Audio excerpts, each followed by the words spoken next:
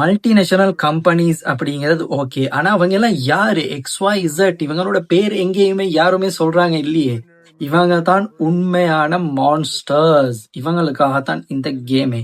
Guys 2020ல அதாவது Trump இதுக்கு முந்தின வாட்டி பிரசிடென்டா இருக்க போல டிபார்ட்மெண்ட் ஆஃப் ஜஸ்டிஸ் என்ன பண்ணுது அப்படின்னு சொன்னா வெனிசுலன் பிரசிடென்ட்டுக்கு ஒரு அரெஸ்ட் வாரண்ட் கொடுக்கப்படுது. அது எதுக்காக அப்படின்னு சொன்னா நார்கோ டெரரிசம், ட்ரக்ஸ் இந்த மாதிரியான விஷயங்கள் நிறைய கிரிமினல் கேஸ் அவர்கிட்ட மேல போட்டு அவரை வந்துட்டு கைது பண்ணணும் அப்படின்னு சொல்லி 2020ல இதுக்குள்ள பிளான கீறிட்டாங்க.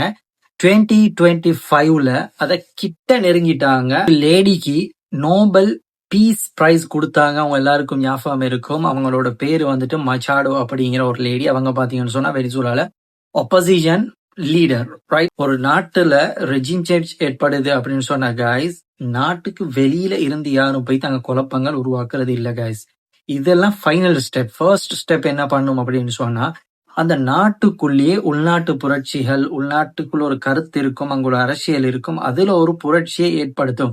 ஃபைனலா தான் அது வெடிக்கிறப்ப இவங்க ஆட்டத்தை ஆரம்பிப்பாங்க. அவங்களுக்கு நோபல் பிரைஸ் கொடுத்தப்பவே நிறைய எக்ஸ்பர்ட் சொன்னாங்க, ரைட்டு ஆட்டத்தை முடிக்க போறாங்க அப்படின்னு சொன்ன மாதிரி கைஸ். டிசம்பர்ல வந்துட்டு நோபல் பீஸ் பிரைஸ், ஜனவரியில மதுரை ஒரே தூக்கு. ஸோ ட்ரம்ப் 2வது வாட்டி பிரசிடென்ட் ஆனப்ப அப்ப போட்ட பிளானை இப்ப எக்ஸிக்யூட் பண்ணாரு அப்படிங்கிறத ரியாலிட்டி. ரொம்ப பேர் சொல்லுவாங்க இது இல்லீகலான விஷயம் அப்படின்னு சொல்லி. லிட்ரலா பார்த்தா இல்லீகலான விஷயம் கைஸ். ஃபர்ஸ்ட் அவங்க பண்ணது வந்து லீகலா எங்கெங்கெல்லாம் ஹோல் இருக்கும், இது எப்பப்பெல்லாம் பிரச்சனை வருமா அப்படிங்கிறத அவங்க பிளான் பண்ணி கட்சிதமா தான் அதை தூக்கினதே. ஸோ இந்த வலைக்குள்ள இருந்து வெளியே வருது அப்படிங்கிறது இம்பாசிபிளான ஒரு விஷயம். சதாம் ஹுசைனுக்கு என்ன நடந்துச்சு, கடாஃபிக்கு என்ன நடந்துச்சுன்னு தெரிஞ்சவங்க எல்லாருக்குமே தெரியும். ஸோ இதோட சேர்த்து யுஎஸ்ஏ இன்னொரு விஷயத்தையும் சேர்த்து சொல்லுது, டுடே வெனிசுலா நெக்ஸ்ட் ஏரான் அப்படிங்கிற விஷயத்த.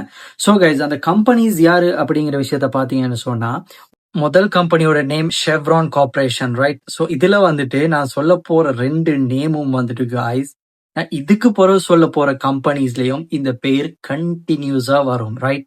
So BlackRock, Vanguard 20% share இருக்குது ஷெவ்ரான் கார்பரேஷன்ல. அதே மாதிரி 2வது கம்பெனி என்ன அப்படின்னு சொல்லி பாத்தீங்கன்னு சொன்னா எக்ஸான் மோபில், ரைட்? ஸோ அதுல பாத்தீங்கன்னு சொன்னா பிளாக் ராக், வேன்கார்ட் 18% ஷேர் இருக்குது இந்த கம்பெனியில.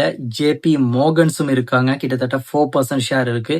இவங்க எல்லாமே எல்லா பிரச்சனைகள்லயும் கைஸ் உலகத்தில் நடக்கக்கூடிய பாத்தீங்கன்னு சொன்னா இவங்க எல்லாருமே இருப்பாங்க. ஸோ 3வது கம்பெனி என்ன அப்படின்னு சொல்லி பாத்தீங்கன்னு சொன்னா கைஸ்